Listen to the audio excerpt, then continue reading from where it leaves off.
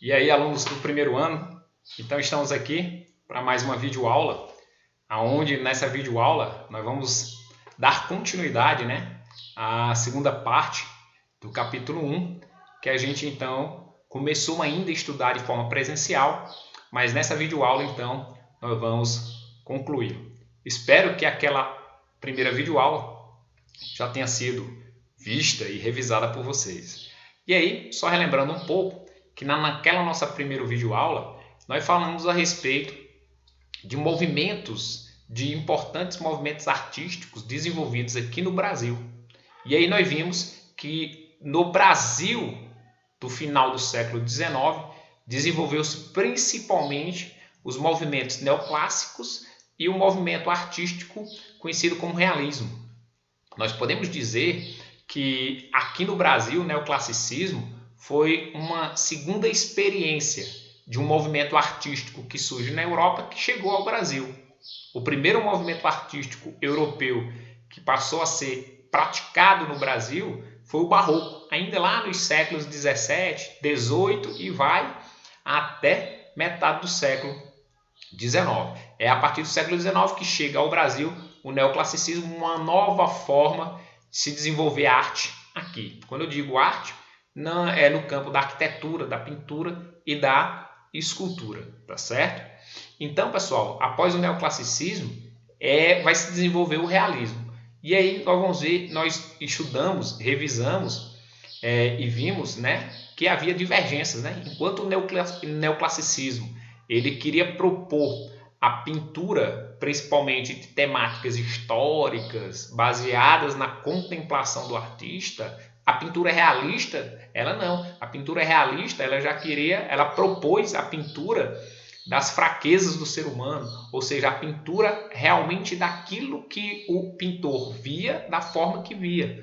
Então eram pinturas literalmente realísticas, trazendo para a tela aquilo que o observador via com seus defeitos, com suas problemáticas, servindo até de denúncia social. E por que eu estou fazendo essa revisão daquilo que a gente viu na videoaula passada? Para quando nós formos ver a arquitetura, a gente vai também falar a respeito disso, do realismo. Também existiu uma arquitetura realista, tá certo? Então vamos dar aí continuidade ao nosso assunto, aonde começa, dando continuidade, aonde começa com o impressionismo no Brasil. Ou seja, já vimos o neoclassicismo, o realismo, não fugindo também dos padrões artísticos europeus, este modelo chega ao Brasil, o impressionismo. Nós vimos então, pessoal, que o impressionismo ele teve como principal característica captar a tonalidade que os objetos, personagens, paisagens adquiriam após a incidência dos raios solares. Ou seja, antes do impressionismo, teve um movimento aí conhecido como realismo, e retratar a realidade como ela era, para os impressionistas, já não era mais interessante, porque já foi o período do surgimento da fotografia. E, consequentemente, com o surgimento da fotografia, ela captava a realidade como ela era. Então, para que captar a realidade como ela é? Através de uma pintura realista. A fotografia poderia fazer isso. Então, avançando um pouco mais, indo além mais do que os realistas, na Europa surgiu então o impressionismo. E aí, como combate aos realistas, eles então vão pintar paisagens, eles vão então pintar objetos e personagens que viam, mas utilizando técnicas diferenciadas, tendo como uma das principais características essa que eu acabei de falar, captar a tonalidade que os objetos adquiriam após a incidência dos raios solares. Por isso que eles pintavam geralmente ao ar livre. Uma outra importante característica que nós vimos dos impressionistas europeus foram pinturas sem linhas de contorno. Ou seja, se no realismo as pinturas, os personagens tinham muita riqueza de detalhes, no impressionismo não mais. Não precisava mais retratar os personagens e objetos com tanta riqueza de detalhes. Já não era mais intenção dos artistas impressionistas da Europa. Tá certo? Então, sem linhas de contorno. E também as sombras. Geralmente as sombras elas eram coloridas, porque existia dentro do movimento impressionista uma maior quantidade de cores. Graças à segunda revolução industrial, as cores elas existiam em um grau maior. Antes, para você conseguir uma cor, você tinha que misturar uma cor A com uma cor B para conseguir uma cor C. Agora não. Essa cor C, naturalmente, produzida pela indústria, ela já existe. Então, devido à enorme variedade de cores, para que as cores continuarem sendo pintadas de forma preta? Vamos dar uma riqueza a mais, uma diferenciada a mais, principalmente em relação aos realistas. Geralmente as pinturas, então, impressionistas passaram a ter as sombras sendo pintadas de forma colorida, cores e tonalidades fortes, também devido à variedade. Então, o impressionismo lá na Europa se destacou bastante com essas características. E essa corrente artística, como o barroco, como o neoclassicismo, como o realismo, não diferente, também chegou ao Brasil no início do século XX. E aí, nós podemos destacar como um dos primeiros importantes artistas impressionistas brasileiros, o Eliseu Visconti. E aí, à medida que vocês vão me ouvindo e vendo, vocês vão observando também, por favor, essa pintura, Trigal, que é uma das principais pinturas do Eliseu Visconti. Aonde esse artista, ele então vai expor nessa pintura a principal característica do impressionismo. Ou seja, ele com fidelidade ou com muita técnica, habilidade, ele captou a tonalidade que esse trigal e que essa mulher vestida de branco, eles tinham após a incidência dos raios solares. Então aí dá para perceber que ele fez essa pintura de manhã cedo, próximo ao meio-dia, que você vê uma tonalidade muito clara, tanto do trigal quanto do vestido.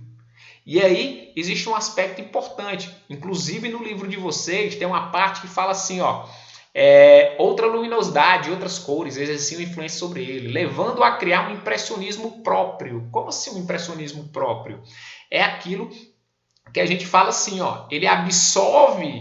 ele foi para a Europa, ele absorveu as características principais da pintura impressionista, mas quando chega no Brasil, ele vai retratar o quê?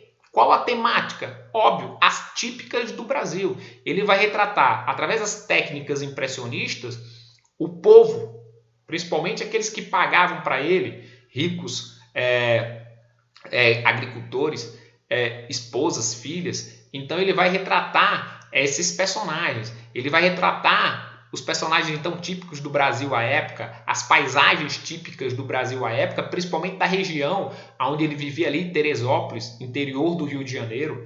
E aí vocês sabem que nossa luminosidade, o nosso calor, o nosso clima, ele é totalmente diferente do europeu. Então a nossa luminosidade é totalmente diferente da europeia.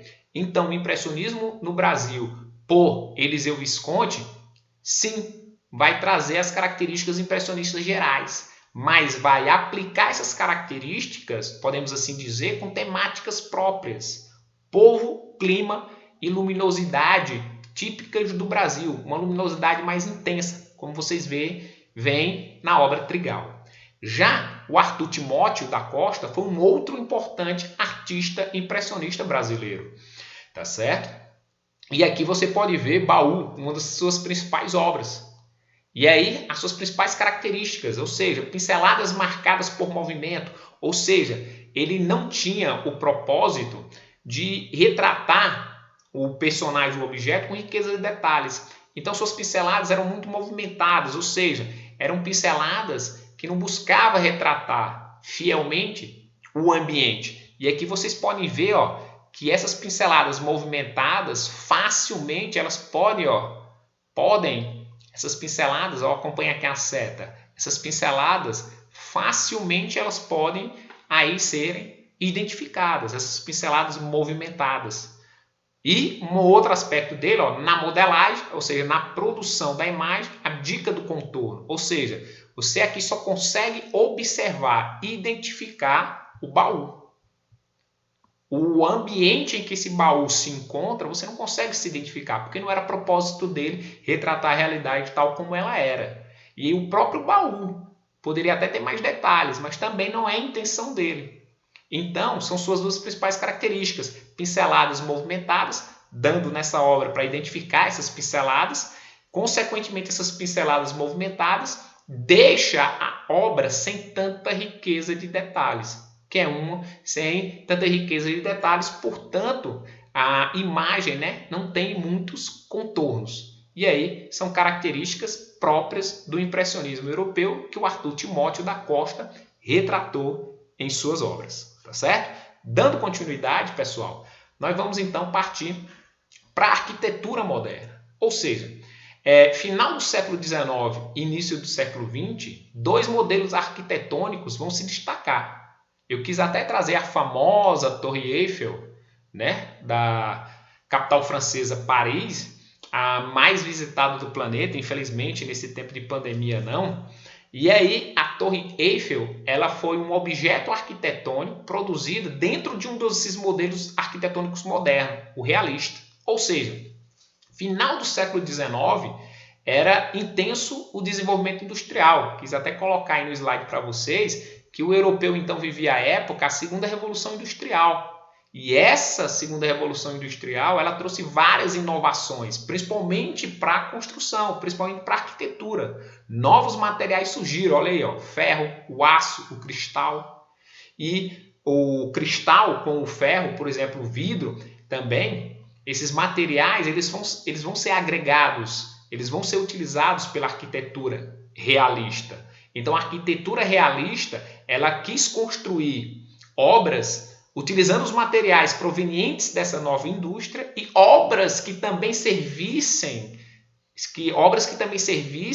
para um atendimento de um grande público. Se você vê o Crystal Palace, ou seja, se você vê essa construção que fica próximo a Londres, vai ser uma estação de metrô, de trem. E essa estação de trem de metrô, ela vai ser toda construída utilizando aço e vidro. Ou seja, novos elementos arquitetônicos, novos materiais arquitetônicos sendo utilizados em prol de uma maioria das pessoas. Então, essa era a principal função da arquitetura realista. Utilizar materiais provenientes aí da indústria, mas essas obras atendendo a um grande público. Falar um pouquinho aí da Torre Eiffel, produzida pelo arquiteto engenheiro Alexander Eiffel. Ela foi então exposta em 1889 como uma forma de comemorar o centenário da Revolução Francesa. A Revolução Francesa que teve início com a tomada da Bastilha em 14 de julho de 1789. Então, como comemorar 100 anos depois, em 1889? Foi então exposto em Paris várias obras arquitetônicas. E para a entrada dessa exposição de várias obras arquitetônicas, o Alexander Eiffel então produziu a torre, toda produzida com metal, né? E aqui então seria a entrada para essa exposição. Levou alguns anos para ser construída, em torno de 4 anos para ser construída, e por incrível que pareça, uma obra grandiosíssima, com cerca de 300 metros de altura, uma obra grandiosíssima. Em todo o processo de construção, só uma pessoa faleceu, infelizmente. Mas para uma obra grandiosíssima, para as técnicas da época, só uma pessoa faleceu. E aí, terminada a exposição, muitos críticos, até famosos, disseram que a melhor forma de não ver a torre era estando nela. Então, houve várias críticas para a torre e até pediram que a desmanchasse. Mas a maioria dos franceses, dos parisienses, disseram que ela agregou muito ao ambiente da cidade. E graças a Deus que ela permaneceu sendo um exemplo da arquitetura realista até hoje. E aí, um outro modelo arquitetônico que também surgiu no final do século XIX e início do século XX foi o Art Nouveau, ou Nova Arte. Já o Art Nouveau, importante falar para vocês, é que esse estilo arquitetônico, ele também vai se desenvolver em outras áreas, do design, decoração de interiores. Ou seja, o Art Nouveau ele vai ser um estilo predominante ou existente em vários campos da arte, nas artes aplicadas.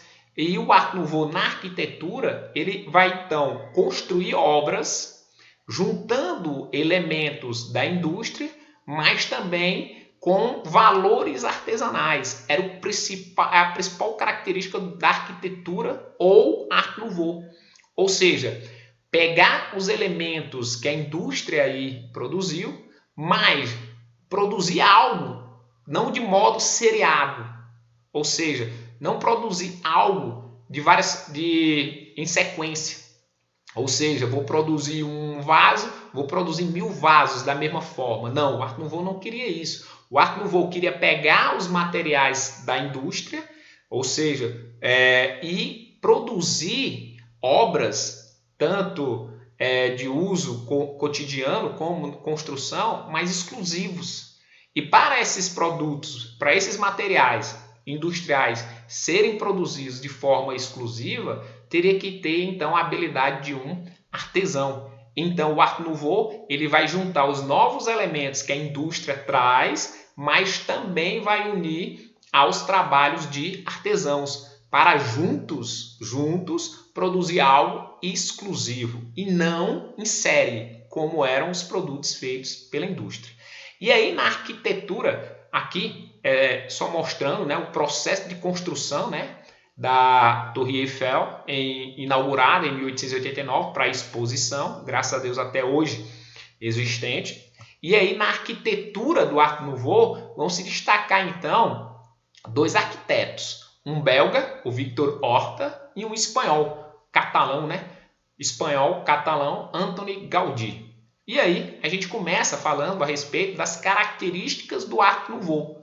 Ou seja, a arquitetura do Art Nouveau do Victor Horta, você pode aqui observar, ó, que ele vai produzir um elemento de decoração aqui da escada, mas também, ó, as suas construções. Aqui na varanda, ele também utiliza esses elementos arquitetônicos do Art Nouveau. E quais seriam, então, as principais características da arquitetura do Art Nouveau do belga Victor Horta? Ele, então, vai utilizar praticamente todos os materiais que essa nova indústria e que o meio tinha. Ou seja, ele vai utilizar madeira, ferro, cimento, vidro. Então, esses novos materiais que a indústria e a natureza oferecia para ele, ele vai juntar.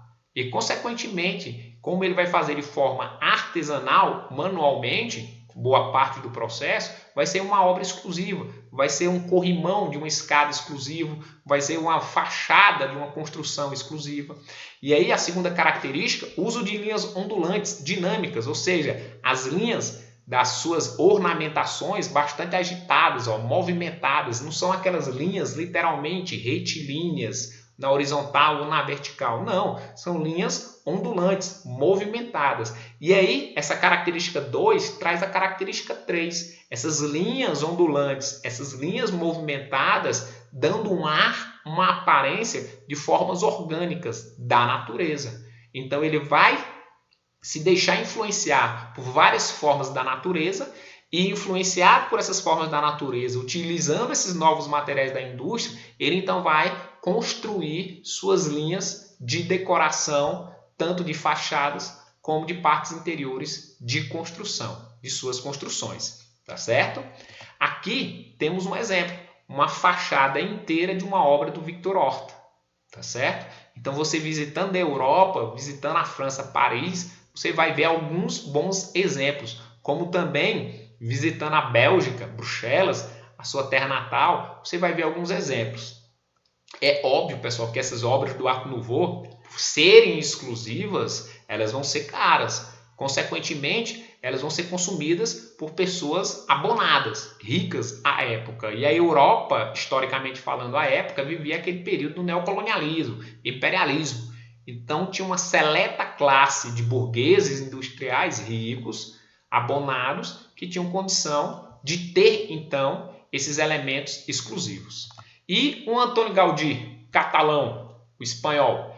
Antoni Gaudí, ele vai produzir obras com 2 importantes características. Mais uma vez, aqui é uma de suas obras, lá na Catalunha. Uma de suas principais obras, como vocês podem observar, também obras que vão ter elementos ondulantes, linhas movimentadas. Essas linhas movimentadas também expressando elementos da natureza, mas também organismos vivos. Por exemplo, ele observava uma célula do corpo humano. Então ele se encantava por aquele formato daquela célula do corpo humano e aí ele retratava em sua obra. Então ele falava que o seu modelo arquitetônico era um propósito de aproximar das formas que Deus criou. Tá certo? Então ele utilizava muito em suas obras, sim, elementos extraídos aí da natureza, mas também tem em sua obra, você consegue identificar em alguns lugares, tá certo? Acompanha aqui, por exemplo, a seta, ó, essas partes aqui da varanda, ó, essas partes aqui da varanda, como essas partes de coluna, vocês observam que ele também vai utilizar na sua forma arquitetônica do Art Nouveau formas extraídas aí de organismos vivos do corpo humano, como células, por exemplo, tá certo? Então vão ser as duas principais características da arquitetura do Art Nouveau do catalão Antoni Gaudí. E aí, finalizando essa nossa videoaula, uma outra novidade que surgiu na Europa, França especificamente, no final do século XIX e início do século XXI, foi o famoso cinema, né? Que todos nós gostamos, mas que infelizmente nesse período de aglomeração, nesse período de pandemia, não podemos, né, ir para o cinema por conta da aglomeração. Então, pessoal, o cinema ele então vai surgir em Paris, tá aí, em 28 de dezembro de 1895, ou seja, na última década do século XIX, e a primeira vez que foi projetada uma imagem na parede foi para 30 pessoas, quando os irmãos Lumière criaram então o famoso cinematógrafo, tá certo? Tem que falar devagarzinho o nome desse equipamento, né? Cinematógrafo. Então, foram os irmãos Lumière, Louis e Auguste, ou seja, Luiz e Augusto Lumière, esses dois irmãos, que criam esse equipamento que, consequentemente, conseguiu projetar em uma parede imagens, tá certo? Gravados em um filme. Então, eles tinham um filme e, consequentemente, essas imagens do filme elas conseguiram ser projetadas na parede e, consequentemente, patenteando esse equipamento com o nome cinematógrafo e, consequentemente, as salas, futuramente, as salas onde esses filmes vão ser projetados vão passar a ser chamados de cinema, tá certo? Então, mais uma novidade que veio da Europa, da França, que à época era o berço de grandes invenções, tá certo, pessoal? Então, aqui termino nossa videoaula e desejo para vocês, então, bons estudos e até a nossa próxima videoaula. Valeu, pessoal. Abração.